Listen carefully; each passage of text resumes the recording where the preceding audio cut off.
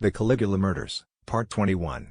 It took only 3 days, some fighting against circuit flesh crawlers and abominations that had once been their friends, family or neighbors, and a couple of minor squabbles. Ray stood in front of the door, the rest gazing at it from behind him. The door looked strange, almost like something out of an abstract piece of art, but it was a door nonetheless. It stood, the color of the very soil it stood upon. What came next? Did Raymond knock? Did they all wait? Thankfully, the thinking wouldn't go on for long, as suddenly, a familiar figure stepped through the door. That figure in the blue trenchcoat. "Come. No time to waste," he said, standing aside. One by one, everyone cautiously shuffled inside. They'd entered the Intrum.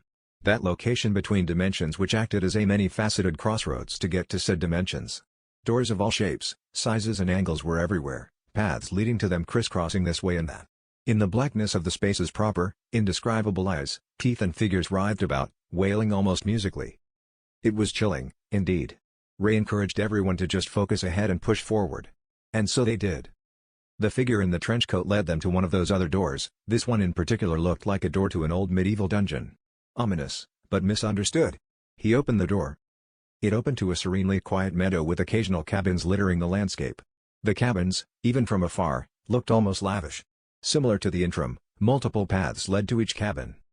Even further off in the distance was a house, at least 3 times bigger than the cabins.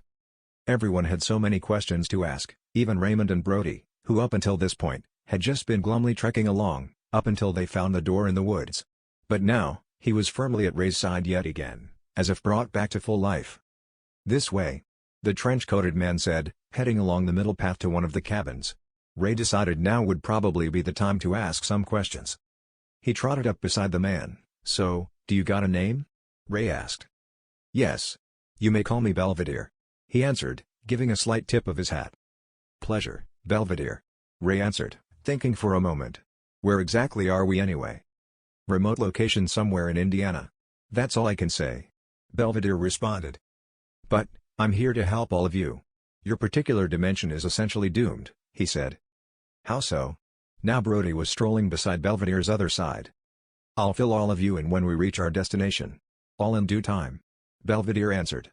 Ray and Brody slowly nodded to themselves, looking back at the others, who were looking at them curiously. Almost expectantly. But, all they could do for now, was walk. And hope that they would truly get their answers.